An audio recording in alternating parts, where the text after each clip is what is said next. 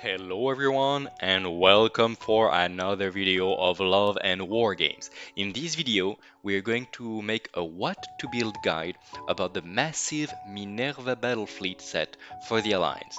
So this is going to be a big one because as you might be getting used to with the previous what to build videos with this new format, we're going to spend quite some time on each and every variant that you can build. And since in this Minerva Battlefleet you have quite a lot of choices, especially with the cruisers, it might take a little bit of time, so buckle up. This is basically an Orbat review for the Italians. I'm exaggerating a little bit, but we are not so far from this. So just before we start, to remember what is the Alliance playstyle. Each nation in the Alliance is very, very different from the other. For example, you have the French who are quite like a glass cannon. They are very fast and they have very good firepower, but they are quite fragile for their point cost. The Spanish have only air units, and the Susa have these very old, very slow and tough battleships from the Ore War. The Italians, on the other side, are, let's say, similar to the Susa in some way, in the sense that they are quite tough. They are, though, more offense oriented. They have great ramming action, and they are quite focused on repairing and staying afloat longer. A lot of their ships, even their battleships and carriers and stuff, as we will see, have advanced repair facility. So they play quite better as a bubbles where they can repair each other. The Alliance in general have very, very powerful EAT lances, and most of their weapons, well, actually all of their weapons, can support each other thanks to the coordinated support rule, which means that even if you have a lot of different weaponries that are not supposed to be able to link together, with the Alliance you can. Doesn't mean you should do it all the time, but most of the time you should. And let's say for beginner player, if you don't know if you should link or not, just to be sure, link everything.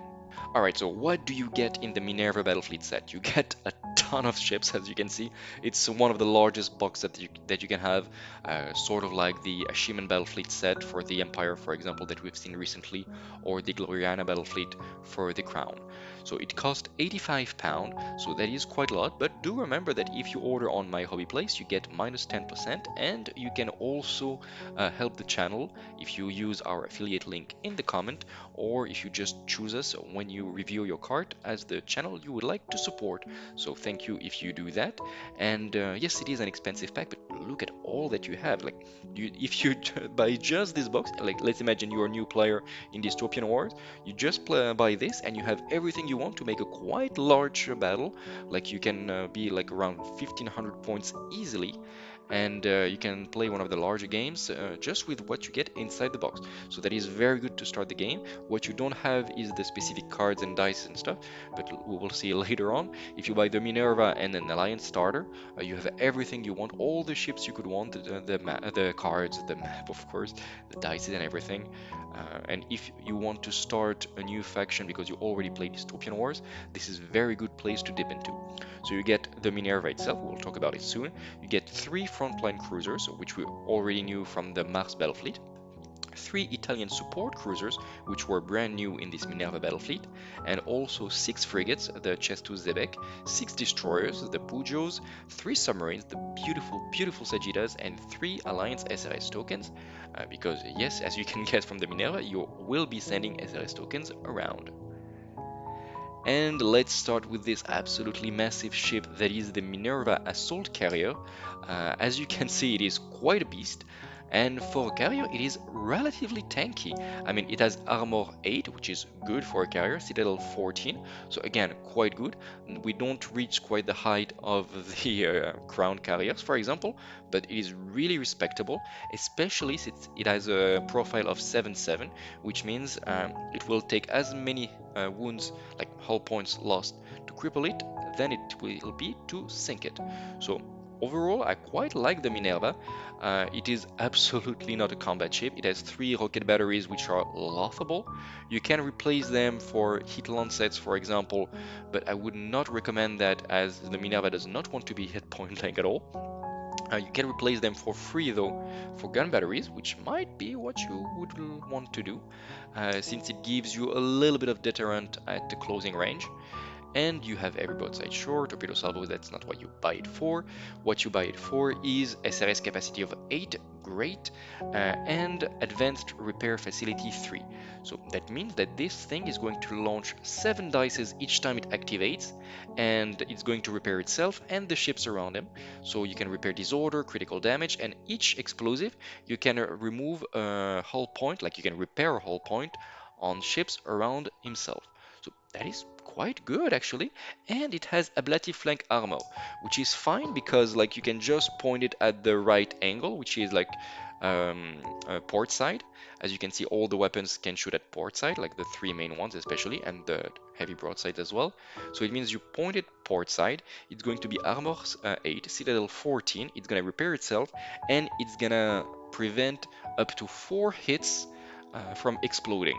So that is a quite ship there for 270. I mean, it's not a battleship, but your opponent will not cripple it fast with just incremental firepower from the side, because yeah, it's gonna take a while. So quite a good ship. It really wants to be showing its side to the opponent to benefit from ablative flank armor.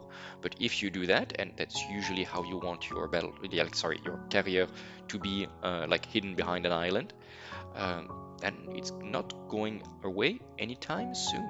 And plus the SRS carriers, SRS tokens for the Alliance are quite convenient because they can reposition themselves much further.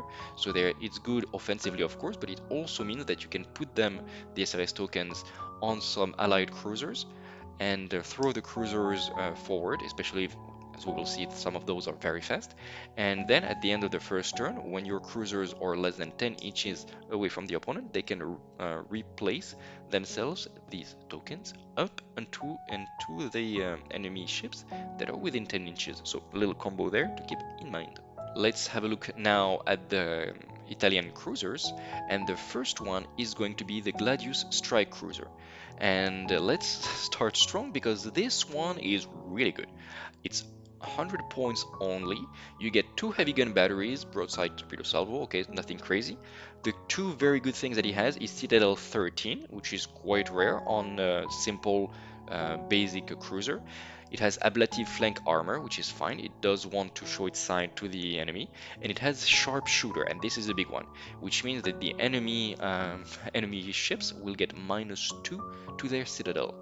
So this is a ship that really likes to be like showing its side to the enemy at closing range and delivering just a hail of fire. Of course, you can put an hit lance, but at +8 per ship per weapon, it can pile up quite fast, and you lose this advantage of being a very cheap ship. But yeah, still very good, very good.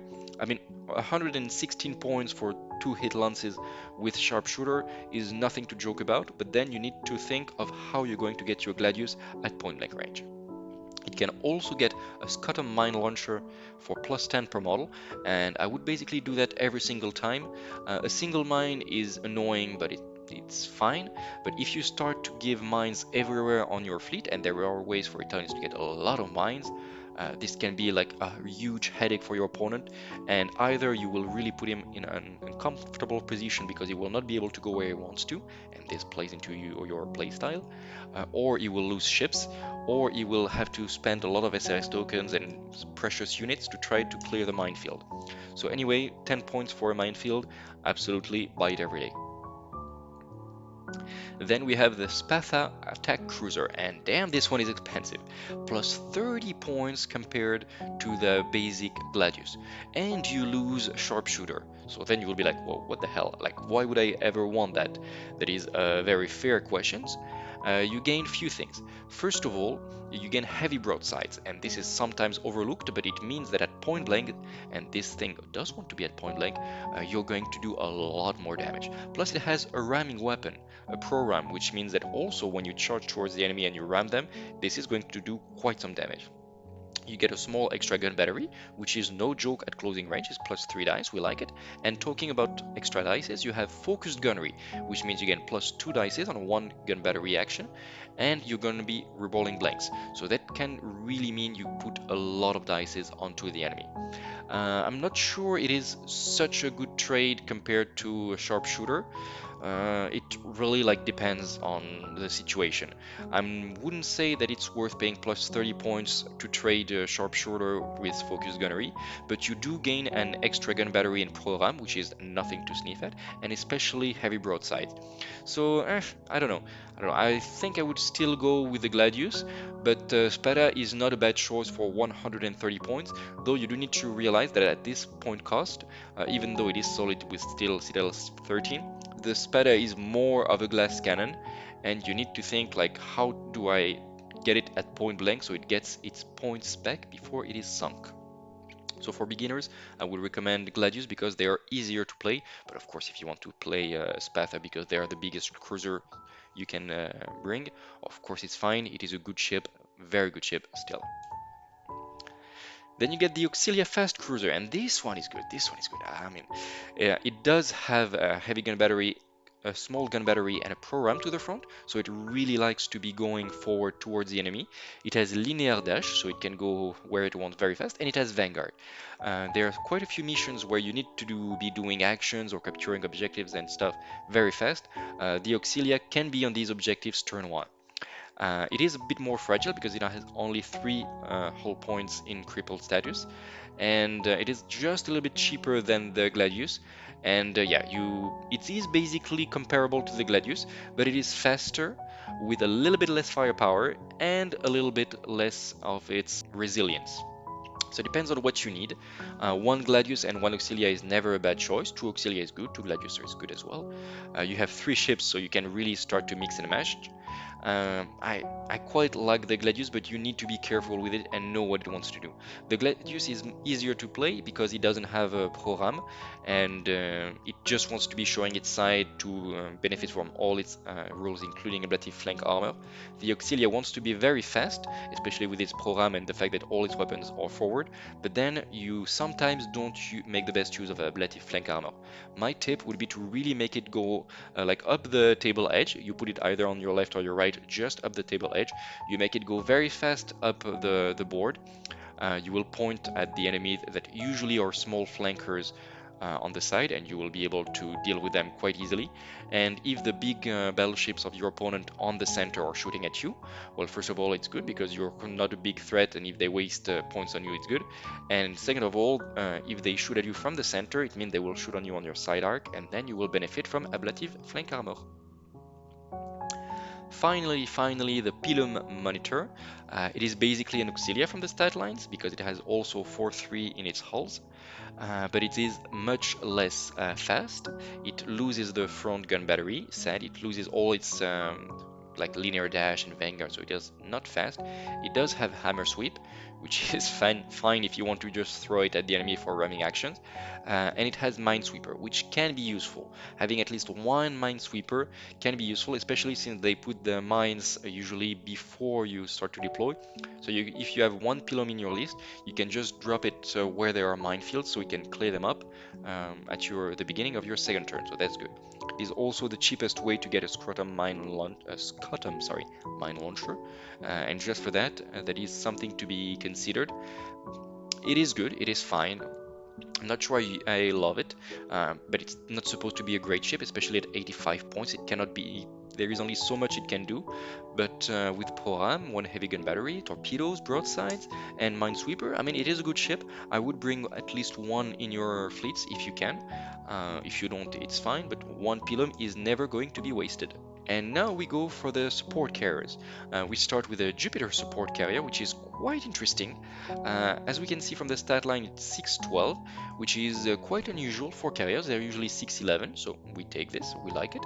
And it gets crippled just as fast as anybody else with only 3 hull points, so you should stay hidden. But it also has ablative flank armor, which can help, even though we see from our experience with the Commonwealth carriers that it does not save you, usually. But it helps. And the important thing with this guy is that usually the weakness of carriers is that they get crippled very fast. And this guy, even when it's crippled, it keeps 3 SRS capacity. So you lose only very little. You don't lose half of your SRS capacity when you're crippled. You only lose 1/4. And that is good because then you have another 5 hull points before you get sunk, and with your relatively high citadel, it is quite good. Like, I mean, it's fine, it's really fine. So I usually don't like support carriers most of the time. This one is kind of on the expensive side. Usually they are like 120 or 125, but I would very happily pay these extra 5 or 10 points to keep SRS capacity of 3 for an extra 5 hull points, rather than basically losing half of your firepower as soon as you lose 3 little hull points. So I quite like the Jupiter, though I have to wonder like how the planes land and how do they take off. Like the design is a little bit funny to me, but I mean it looks fine. Something that looks very cool though is the Scorpio artillery cruiser. I mean, I know some people don't like the like ballistae type of weapon that they get, which is the Rostratum naval ballista. It looks a little bit over the top, but I mean, I love it. I love it.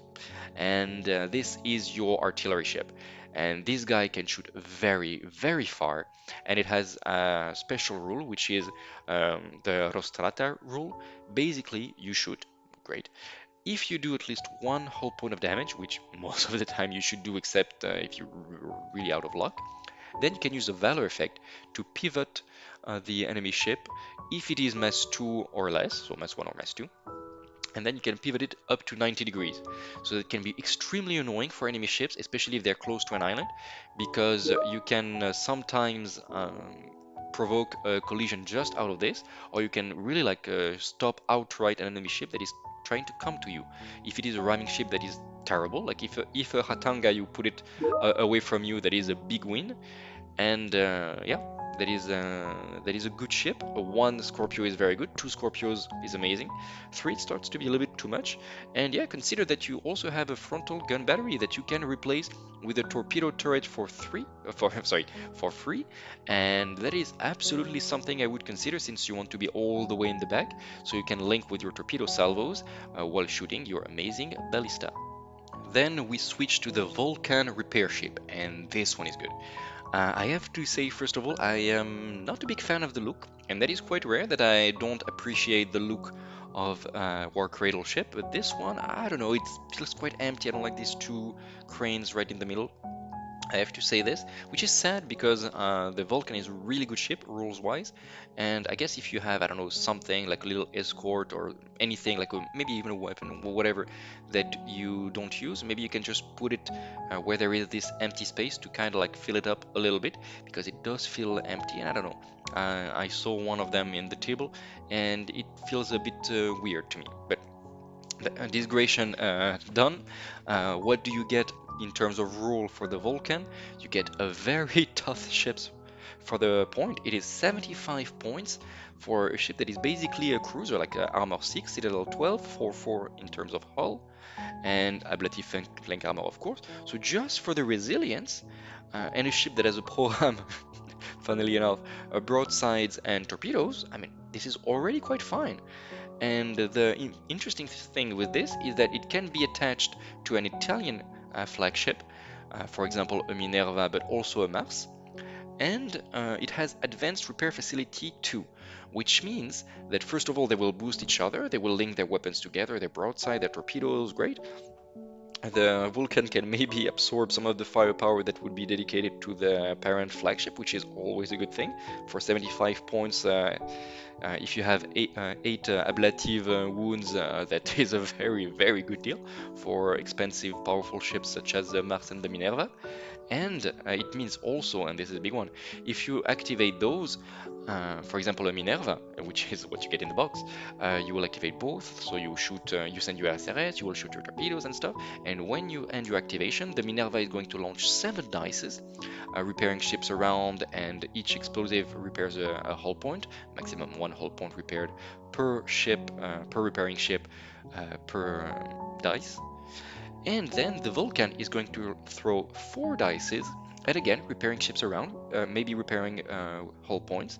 And since it is 2 different repair rolls, it means the Minerva can repair 1 ship and the Vulcan that activates at the same time repairs the same ship again. So that you can really have these big, huge repair facilities in the center of your fleet. First of all, they're quite tough. They're gonna shoot things around, send SRS. They have all of them ability flank armor, and they repair, and they give hull points back. That is a really good combo, and it even works with the Mars, who has repair facility 1, which means the Mars is going to launch 4 dices, and the Vulcan is also going to launch 4 dices. So even for a very offensive center of the table battleship, having a Vulcan is really good. So I would highly recommend to have at least one Vulcan with your list, and if you plan now or a little bit later to have the Mars battleship, I would say build 2 Vulcan, because for each of them, with the Minerva and the Mars, you will want to have a Vulcan attached. It is really good for the point cost, and it's quite cheap, and it leaves you some space to put other things in your list. And yeah, 150 points for basically 16 hull points of ships that will throw torpedoes, that may threaten a ramming, that are quite tough, have broadside, and especially are each of them gonna throw 4 dice trying to repair around. I mean, it is a very good deal, and one that many other factions wished they had. Okay, we've seen all the cruisers for the Italians, and as you've seen, they're quite tough, and their main gimmick is that they have a lot of repairing around. Now let's have a look at their frigates. And the main thing that you will see for the Cestus Zebek, which is, it's not called the Cestus Zebek frigate, it's just called the Cestus Zebek. So maybe it means something. Maybe Zebek means frigate in, I don't know which language, not in Italian for sure, but I don't know, this is how it's called. I'm calling it a frigate anyway. This is a very good ship. 30 points, so on the lower-ish scale of the frigates. Very fragile. Ability flank armor, don't count on it. It has armor 5, citadel 10, 2 hull points. So this thing is very fragile. Any blast template and everything is dead. And just any focused fire or torpedoes or anything and they die. But they do pack a punch. Each of them have a gun battery and focus gunnery. So it's going to be a lot of dices, and even for a small pack, rerolling blanks. And like, I mean, this thing is 30 points per model. What more can you ask? And the funny thing is they have flag barrage too. So let's say you get crazy, you make a pack of 6 Cestus Zebeks. It's going to be a 180 points. So don't gather them all in one place, because one blast template and you lose a lot of points. But if you spread them out, it is going to take quite a few attacks of your opponent to sink them. And if you point all your gun batteries at one target with focus gunnery, I mean, even a battleship is looking at a critical damage easily. And they have flag barrage 12 then, which is the same as, I don't know, a Thule Sky Fortress. And it means that usually what they would fear would be like air attacks from SRS tokens. But with flag barrage 12, your opponent will not do what he wants to do, which is to put like 2 or 3 SRS tokens per frigate to try to sink them thanks to piercing, dropping their citadel to 7. Because if the opponent does that, with your flag barrage, you can really like just drop a couple top tokens left and right and really threaten his entire plan. So those things are relatively resilient against SRS tokens. They pack a lot of punch. Yes, they are fragile against torpedoes or like even broadsides or anything. They are very fragile, but for the point cost, I mean, a whole pack of 6 of those, either in strategic reserve or just on the flank, being annoying, is really worth considering. And then we go with the Pugio destroyers, much more expensive at 39 points. No, I'm kidding, it's not that much more expensive. You lose focus gunnery, which is sad, but what you gain is an extra wound. You gain citadel 12, so hey, yeah, you're still quite fragile, be careful. And you gain pack hunter, but you lose focus gunnery. So is it a good trade? I don't know. I really don't know. If you shoot at a big ship that will, like a lumbering ship that will allow you to reroll blanks, of course, it's better to take Pugios. Extra gun batteries are always good. Like, I mean, a single extra gun batteries is already going to be like plus 3 dices at your good range, which is at closing, when you compare to focus gunnery, which only gives you plus 2 dices. So, I don't know. I'm a big fan of the Cestus Zebek, which, yes, it is more fragile against normal weapons, but is annoying for your opponent because you cannot send SRS tokens easily, and you don't want to overcommit your firepower because they cost nothing and they fold to the first torpedoes, but you don't want to throw too few dices because then it means like few dices can break away very easily. Like it's about statistics. If you throw 40 dices, the variance will be quite low. You're gonna make about 40 hits, maybe 38, 42, but it's going to be around it. If you throw like 6 dices, hoping to kill just to Zebek or 9 dices, you can very fast roll very low, especially since they are mass ones, and then you don't know, like, do I put one heavy gun battery on each of them? I don't know. While the Pugio are more expensive, you feel happier dropping like 2 heavy gun batteries on each of those, and when you sink them, they are 39 points a model. So I don't know. Depends on you. The good thing is you don't have to choose because in this box you have 6 chest to Zebeks and 6 Pugios, so you can bring a little bit of everything. The Pugio, you can also play them in packs of 6. That is going to start to be quite a lot of points. So again, be very careful of blast templates. But if you do, I mean 6 chest to Zebek at closing range, it's going to be 12 gun batteries. I, I mean, you can start to think like, oh, okay, I might do a double Citadel to this battleship right there. Plus, they have pack hunter, so they scale very well at higher scale. Chase 2 Zebeks are good like in packs of 3 or 4, of course they're good at 6, but Chase 2 Zebeks do enjoy focus gunnery, so if you have just 2 or 3 of those, they work really well. Pugios, they really like to be in a large pack for one very devastating attack with pack hunter. Though I'm quite sad they only have light broadside, which is what actually, if they had, I don't know, cost 1 points more too and had normal broadsides, then for sure I would consider them. Here they're very close to chase to Zebeks, and it means you have a real choice to choose the model you prefer, but it's really tough to decide between the two. And then we arrive to the Sagitta under Submarine. I really, really love this model. Like, I mean, look at it. It looks quite modern, and I don't know, probably my favorite submarine model in the entire game, which is a lot to say because I love every single submarine they've released so far. Except maybe the Orca, but that's not the subject of the video today. They have Auxiliary Mine Layer, which is good. You have 3 of those, so you cannot make two packs with just this box. So I would play them like a whole squadron of 3. That's how I would do, because you get 3 in the box. They have a single torpedo salvo for 40 points per model, which is fair. Plus the mine, it's okay. And they have Pack Hunter, which is, again, quite fine. They don't do much in the sense like it's a single torpedo salvo per ship. 3 of those with Pack Hunter at extreme range is going to be a good backline holder, and they will shoot well the whole game. If your opponent dedicates a severe firepower, good. It's something that it will not shoot at your other units. They're cheap enough that the enemy will really need to dedicate either a lot of its torpedoes or its extreme range weaponry to get rid of those, because of course you will not put them in the middle of the board. And yeah, they're just good backline submarines. There is one in basically every faction. It compares quite well with the Epaular. The Epaular has a very unique weapon. This Sagitta only has torpedo salvos, and it's the most basic submarine you can have for the Alliance. With Auxiliary Mine Layer and Pack Hunter, I would say that it's a ship that you absolutely want at least 1 unit of in your list. Alright, you have the Minerva Battlefleet Set, which is already a lot, and you painted them and you played them and you want more, or maybe you just want to make one big purchase on My Hobby Place, for example, and you want to buy as much as you can to be ready to play like 2000 points or more straight away. Okay, what do you buy first? My big recommendation would be the first thing to get the Mars Battlefleet Set. At 44 pounds, and again you can get minus 10%, this is a perfect complement to the Minerva. Like it's a match made in heaven.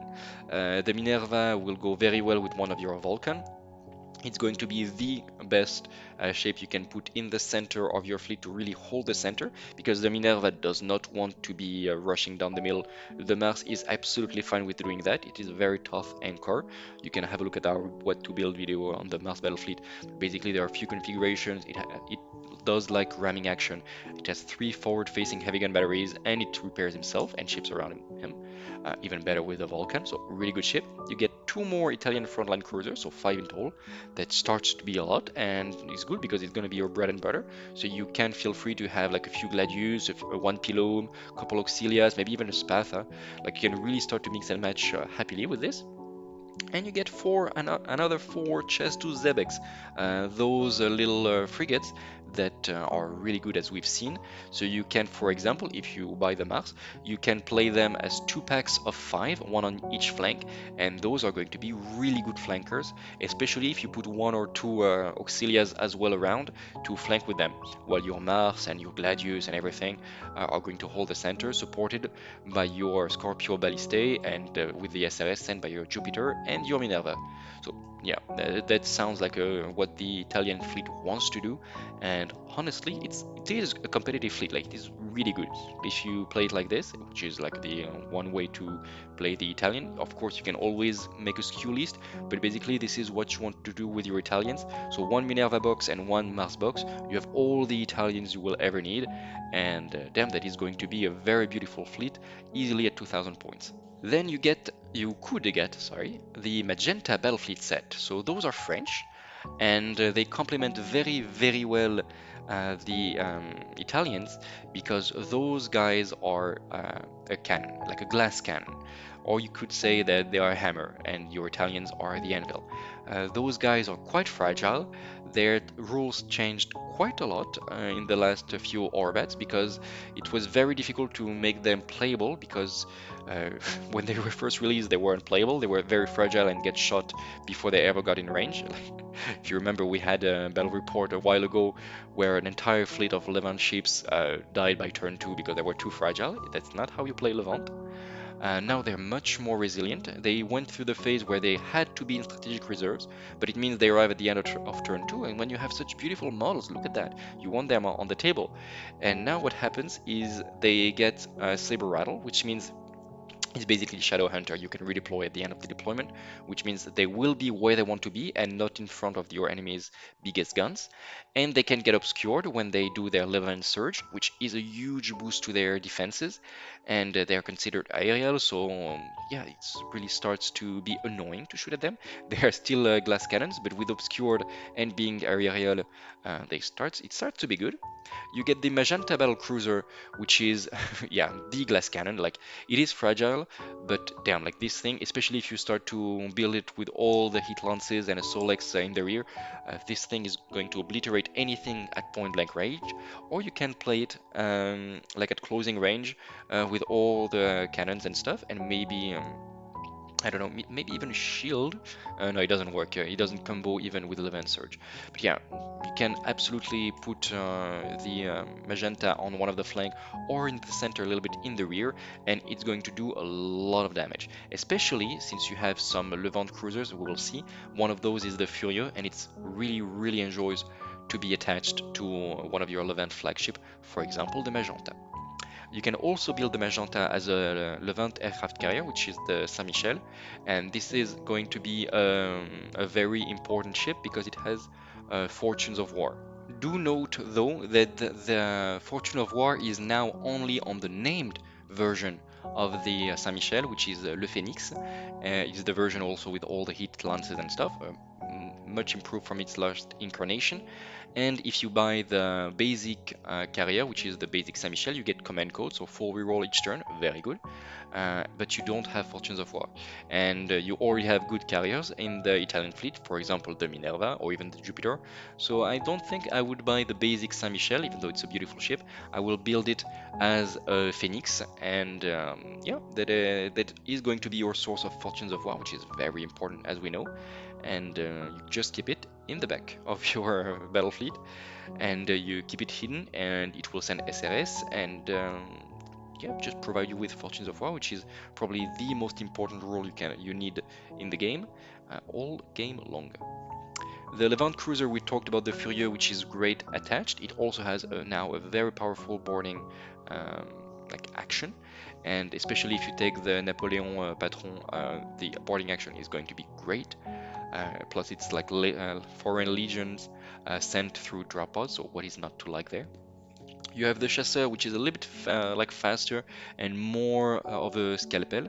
The Chasseur is basically a Furieux without the boarding and escort capacity, more focused on dealing damage and going where it wants to be very fast, and it's cheaper as well. And you get two French submarines. So you have the Apollo, which is kind of like the Sagitta. It wants to be in the back to shoot. This guy has a magnetic bombard. Or you have the Sirene, which is a very offense-oriented submarine with some heat lancets that can forward deploy, which means you can really, since they're very small, hide them behind an island and just threaten very early the enemy that you want to, very early in the game, while your Italian ships arrive and your 11 ships get into position. So overall, a very good offensive-oriented box that I would absolutely recommend. Depends on what you like. If you like the feeling of the Alliance and you want a little bit of Italian, a little bit of French, this is very good. If you want a pure Italian, get the Mars Battlefleet first. And finally, another very good purchase that I would recommend is the Columbia Battlefleet Set, because this is going to be basically all the Toth ships. The Columbia Battlefleet Set allow you to make the Confederates that fled to South America, which are part of the Alliance now, and this is really going to combo very well with the Italians. The American ships are probably even tougher than the Italian ships from the raw stat lines, especially the Columbia. If you put a shroud on it, it is, I think, per point the toughest ship in the game, probably, or it's pretty much up there. And you can put it a lot of escorts and the Springfield corvettes that you want to attach with, and all the escorts tokens that are in this box as well. This thing is going to laugh at all the torpedoes and rocket barrage and everything, and if it gets damaged, good luck even with the shroud. It can be repaired by your Italian ships that are going to be around. I mean, this is going to be the anvil of your fleet, a Columbia with all the defense bonuses. Plus, the au revoir cruisers are quite convenient, like they're quite good, all of them, especially, for example, the Sumter, which is the landing ship, which has good boarding action for cheap. The Providence is a good also utility ship for very, like the price is so low, it's crazy. It's a little bit like the Vulcan. It's a utility ship, but the wounds, like the hull points, are so cheap that I'll be like, yeah, sure, just buy one in your list, it's good. And then you have my favorite. It's a little bit expensive right now, but it is the Saratoga, which is basically an attack cruiser with some helicopters in the back to make some long-range boarding action. And I just love the concept of this ship so much. It's what I built, and it's what I'll keep playing because I just love it too much. But yeah, you have a lot of options in there. And you of course have the Talon's autogyros for either the Virginia, which is the named variant of the Columbia, which can do these boarding actions, even though I would recommend making the Columbia, it's just such a tough ship. And you need it as well for the Saratogas. And that's it. I hope you enjoyed this video and you found it informative. If you did, please give us a thumbs up. It really helps. And you can also give us a little comment. It also really helps us to get this video spread around and get more people starting in the hobby. And you also gain a chance to earn an entire fleet for Dystopian Wars. So I need to make some calculation about when my videos are going to be released, but by the time you watch this video, it's probably going to be after someone has won the Russian battle fleet, which means that you will earn either an Alliance battle fleet or a Crown battle fleet. Those two are going to be massive as well. And we're going to have two winners. We're going to make the random picking up of the name in the beginning of January 2024. So if you want to have a chance to get this, give us a little comments. You can share this video. It also really helps, especially if your friends want to start with the Alliance. Let us know in the comment also what you would like us to cover more. If you like this focus we have now on the what to build, if you would like, I don't know, more unboxing, more battle reports, some other things, let us know as always. And of course, if you want to buy this Minerva Battlefleet or one of the expansions, you can go through my hobby place minus 10%, and it helps the channel, link in the description. Thank you very much, and until the next video, remember to keep spreading the love all around. Bye!